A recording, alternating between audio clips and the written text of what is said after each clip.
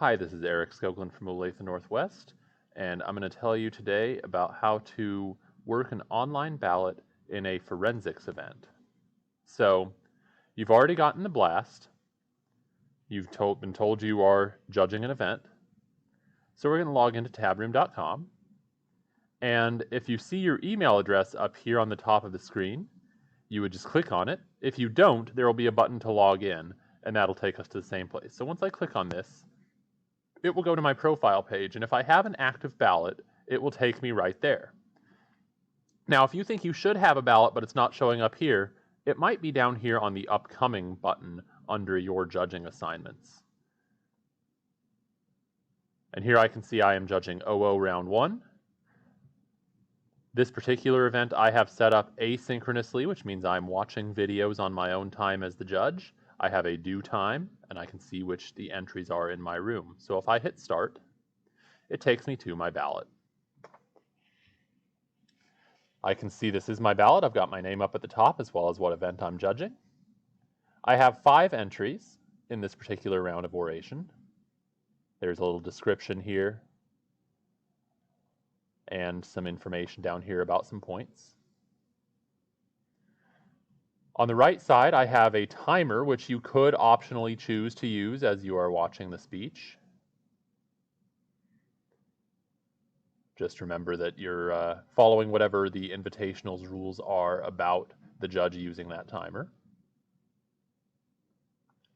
And if I scroll down here, I have access to the feedback that I can provide. So, at almost every forensics tournament, we will have to rank the performers 1 through 5, and then many tournaments will also require you to award points. But before we can do that, we need to watch the performances.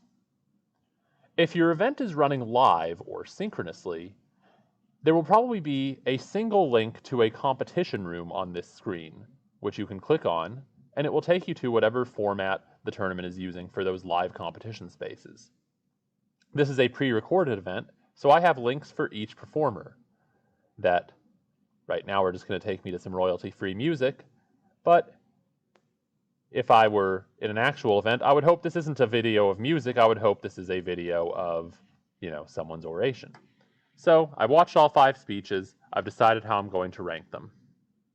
So maybe this one gets the 1 and the 24. This one is the 2 and 24. The 3, 21. The 4, 19. And a 5, 17. So those have got my 5 scores. Everything is good there. It will let me submit the ballot just as is, but please don't do that. The most important piece of your ballot is down here under the feedback. And you can see right here I've got this drop down. The comments go to everyone. In most forensics situations, there's probably not a whole lot that you want to say to all 5 performers in the room. So I'm going to drop this down, and I'm going to find the entry code that I want to talk to first. So maybe I want to talk to the person who I gave the 1. I'll find them in the drop down. I can type whatever comments I want.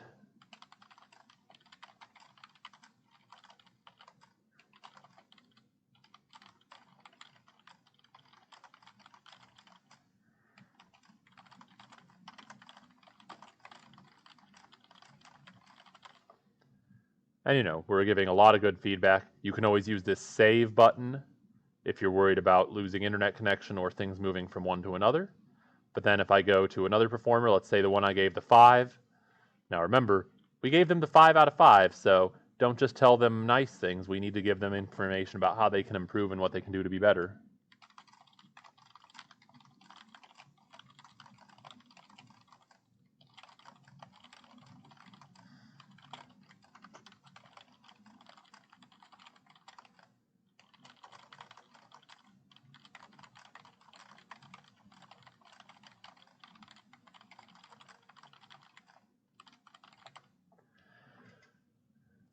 So, for the interest of time, I'm not going to go through and write comments on all 5, but you can kind of see how that works. You can go to the drop down, you can edit whatever comments you've made. There is the capacity, if there's something you want to say to all the performers, you can say it to all the performers. and then I just choose Submit Ballot, and it will validate for me. I've ranked and given points to each of these performers.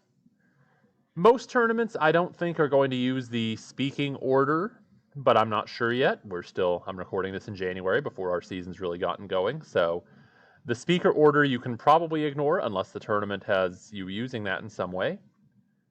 Once I've verified this, I have two choices. I can either go back and make any changes, or I can confirm it. And you'll notice that even after I've confirmed the numbers, I still have this Edit Feedback button, where I can go back in and I can make more comments to any speaker who I want. This is a really useful feature. It means once you've decided your numbers, you can lock it in so the tab room and the tournament has that, and you can come in and keep editing comments throughout the day. But my ballot is done.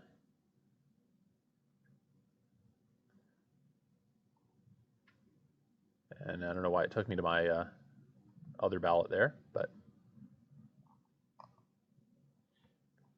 so there we go.